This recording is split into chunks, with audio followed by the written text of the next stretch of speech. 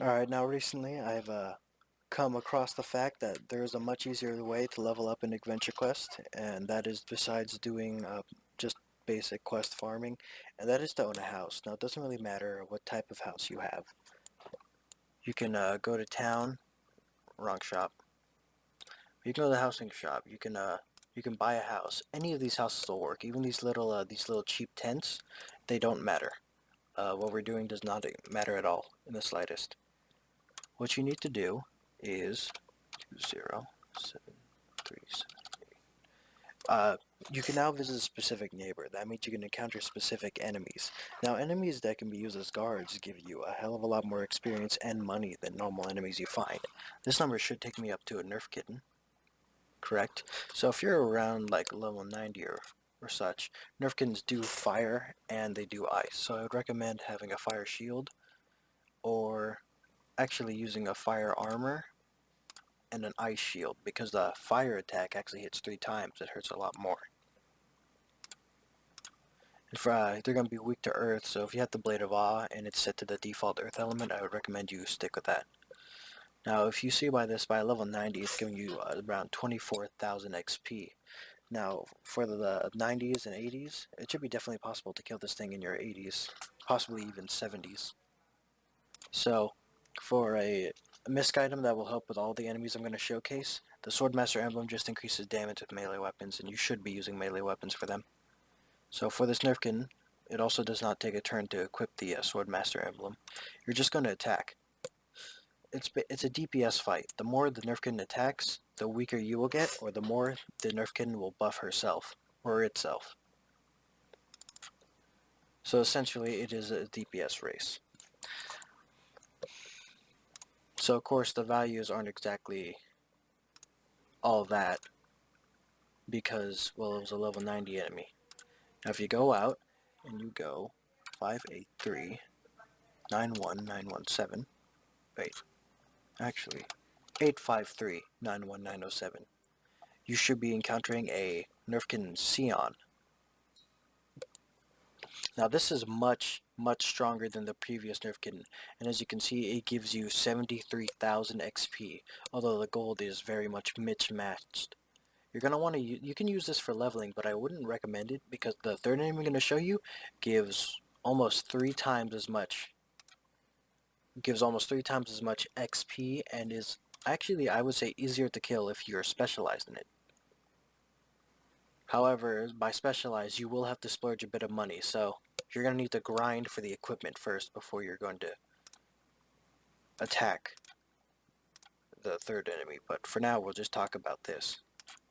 So as you can see, the fire armor, though, the one I'm using, doesn't have enough DPS, so we're currently having a problem.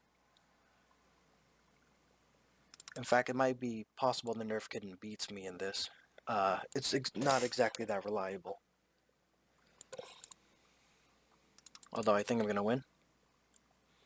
Correct. So as you can see, 74,000, and that's like a lot of XP, although the gold itself is really not that good. Now the third one is the most important one. I'm going to head over to the webpage here, and it's going to be this one, the Might Shadow Gogg. So 453-87657.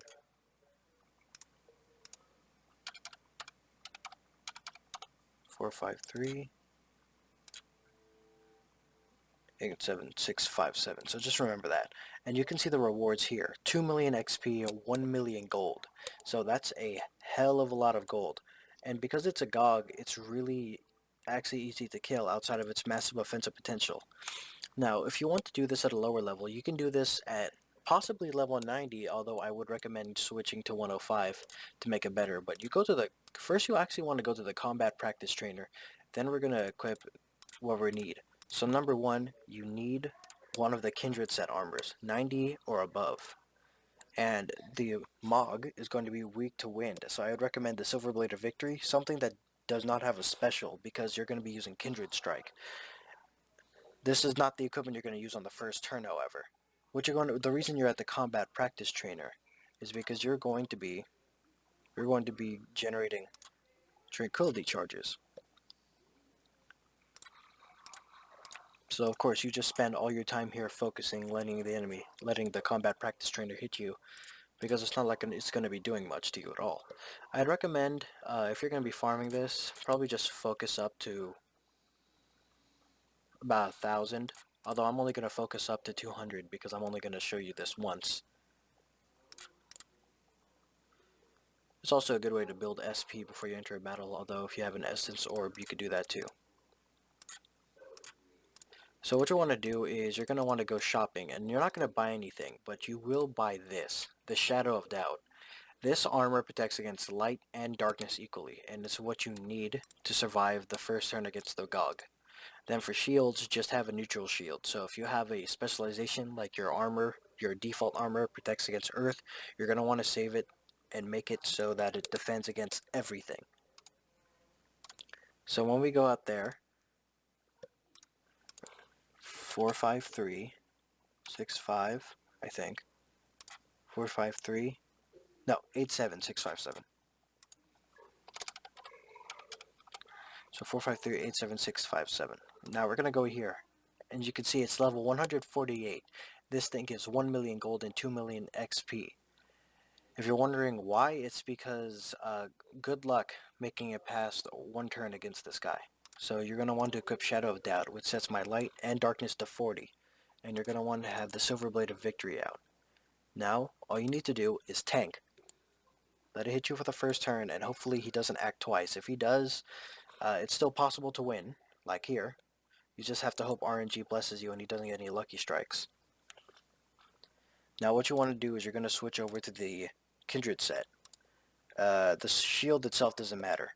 Now what you want to do is equip the Sword Master Emblem, because the Silver Blade of Victory is a sword, and therefore you'll get 10% or more bonus damage. Now you're going to go for the Kindred Strike and hope to God that you do not miss. And to note, this is a guide for people who use Warrior, so strength and dexterity are your mains. And the Gogg has relatively low defense, so it should be easy enough to completely one-shot it like that within a single turn. You're going to want to make sure you don't die, though, so if possible, you might want to spend money into endurance so you won't die from the first turn.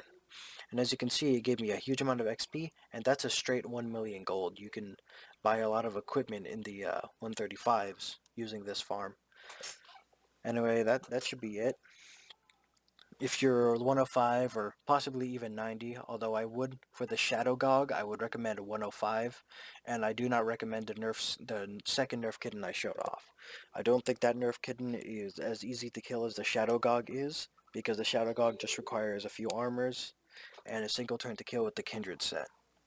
So if you're having trouble leveling up, just keep using this guy. Your XP and gold caps scale with your level, so you should always be able to level up every single day by fighting this monster, and you'll have so much gold by the end, you'll probably be able to buy whatever armors you need.